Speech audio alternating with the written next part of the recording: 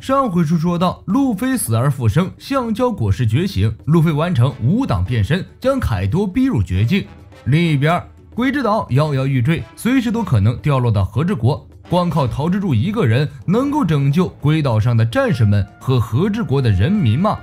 骷髅内部战场，这里已经横尸一片，浓烟滚滚，火光冲天。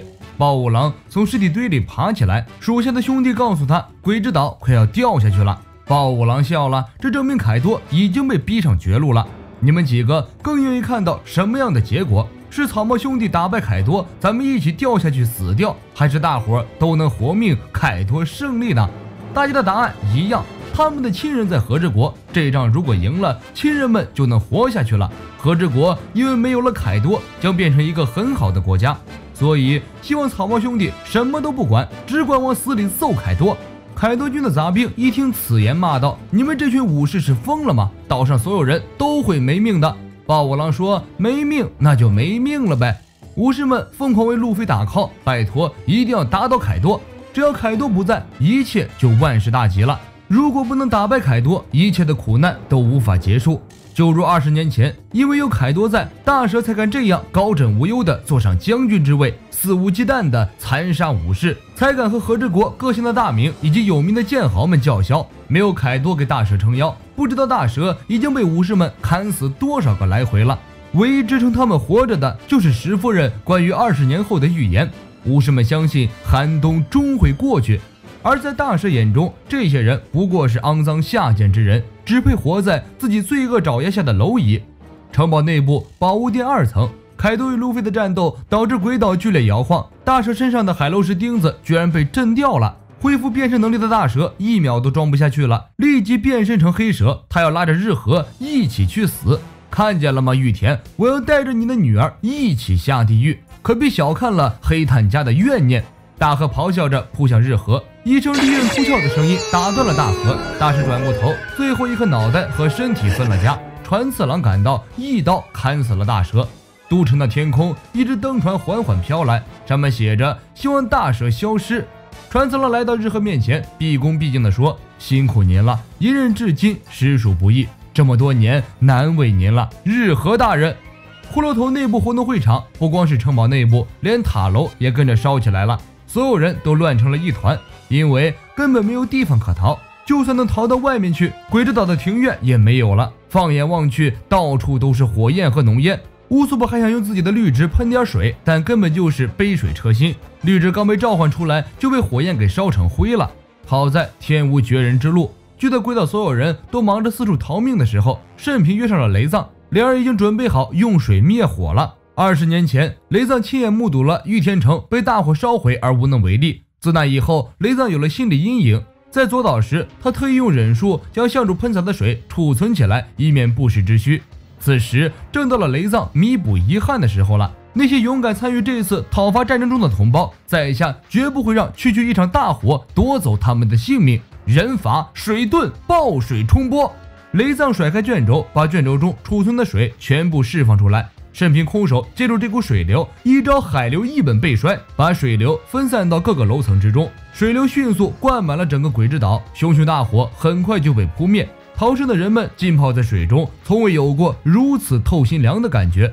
和之国国民们将手中的灯船放飞到了空中，带着大家对未来的憧憬和渴望。祭典就快要结束了，明天开始又要继续当奴隶了，希望还能多活1年吧。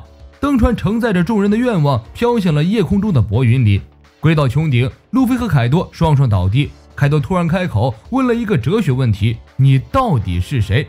路飞说：我就是我，是要超越你的人，是要成为海贼王的男人。凯多笑道：看到你仍然这么狂妄，我就放心了。当你的身心与能力都匹配时，就会觉醒，你这能力还真是有趣。凯多用雷电攻击路飞，路飞徒手将雷电抓住，把雷电像长矛一样丢向凯多。凯多躲开后抡起狼牙棒将白毛路飞击飞。你想怎么折腾就怎么折腾，只不过光靠能力的话是无法称霸世界的。这世界有他自己的规律，好比罗杰就不是能力者，唯有霸气才能凌驾于一切之上。凯多追着路飞就是一顿乱砸，把路飞揍得头上鼓出一个大包，好多只小鸟在眼前转。凯多一棍子将路飞打到上面的云层，路飞伸长手臂扯着凯多不放，凯多用狼牙棒狠砸路飞的胳膊，给老子放手，你这样只会暴露自己的位置。凯多变身巨龙，释放龙卷坏风，袭向云层深处，接着一发热吸直接击中了路飞。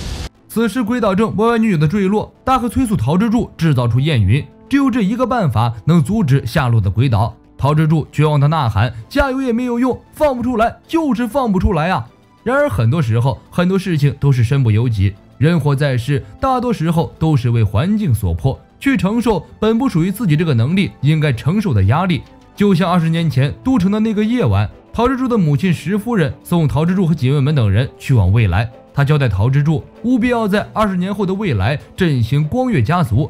桃之助哭着说：“在下办不到。”他恳求母亲和妹妹也一起去往未来，但穿越未来的不确定因素太多，为了留下光月家的血脉，石夫人必须送走一个，留下一个。而光月玉田已经战死，石夫人自己已经没有去往未来活着的希望了。警卫们哭着说：“桃之助大人，你母亲比您更难受，这可是武士之国，士可杀不可辱。女子都已经有这般觉悟了，男子怎还可顶撞不从？”桃之助哭喊道：“在下还只是个孩子！”警卫们大声反驳：“属下直言，玉田大人已经亡故，你也无法再以孩童自居了。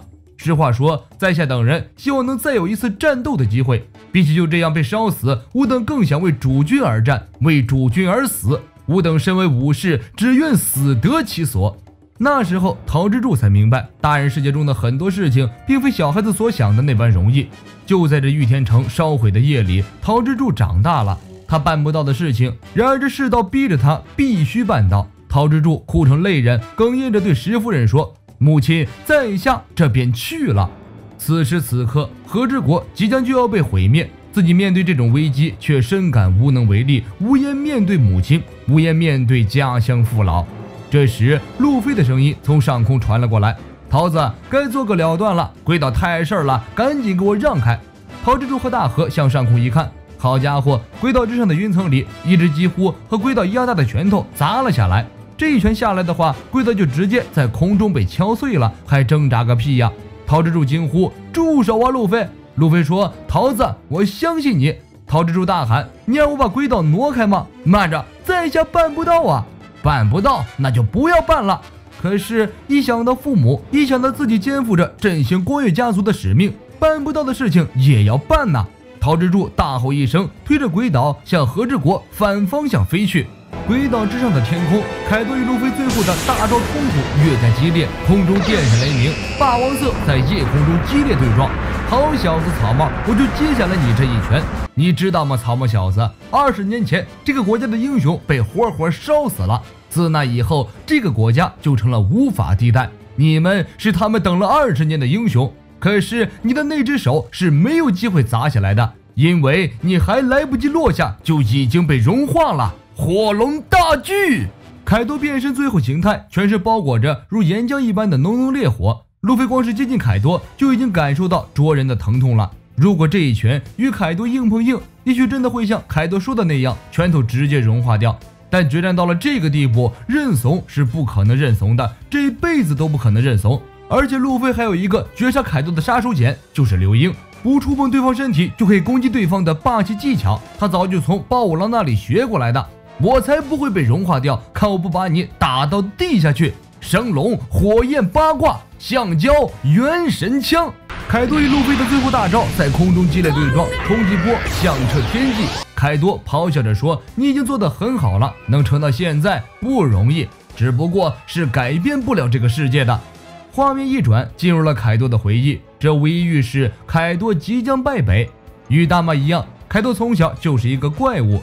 40多年前，年仅10岁的凯多已经是伏特加王国的最强战士。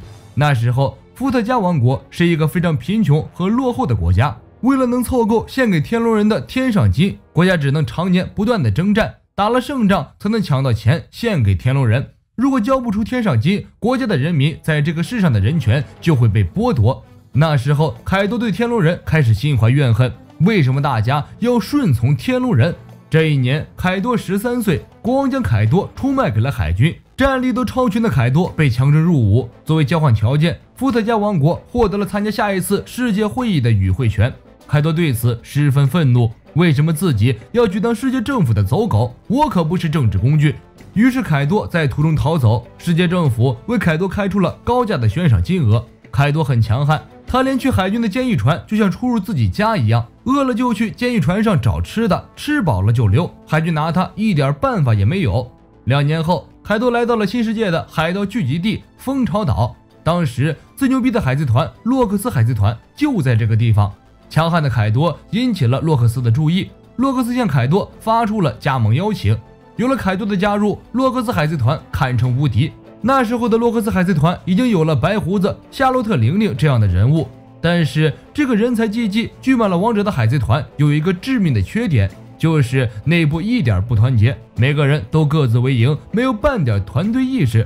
无敌的洛克斯海贼团并没有在这片海域称霸太久，神之谷一战后，洛克斯海贼团被卡普闪电团灭。凯多离开洛克斯海贼团后，来到和之国组建百兽海贼团，受黑炭木蝉拉拢与大蛇联手，将和之国变成了武器工厂，将战争的目标对准了贵族。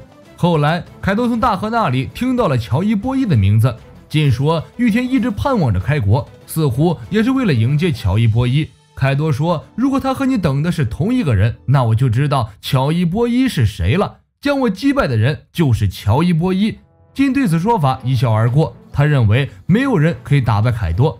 CP0派来的3名特工，唯一一个幸存者高个子面具男，眼看大事不妙，偷偷的从和之国溜了。眼看凯多的焰云就要消失了，鬼岛马上坠落。陶之助情急之下，真的释放出了焰云，将鬼岛重新拖住。路飞的拳头已经打到凯多面前了，凯多预感自己大限已到。他问：你觉得你能创造出什么样的世界，草帽小子？路飞的拳头像坠落的陨石一样压在凯多的头上，将活络心态的凯多一拳打下深渊。我要建立一个让朋友能吃饱饭的世界。凯多从天空坠落，波音中的灯船与凯多擦身而过，上面写着打倒那条可怕的龙，希望光月家能回来。人们的愿望正一个接着一个实现。凯多跌落在和之国海边的陆地，失去了知觉。与此同时，鬼岛也缓缓着陆，和之国大战终于画上了句号。四皇凯多最终没能活过6·1，陆海空最强生物凯多战败，胜者草帽路飞。小伙伴们，本期内容就是这些，背负20年的和之国大战至此就结束了，我们下一篇章再见。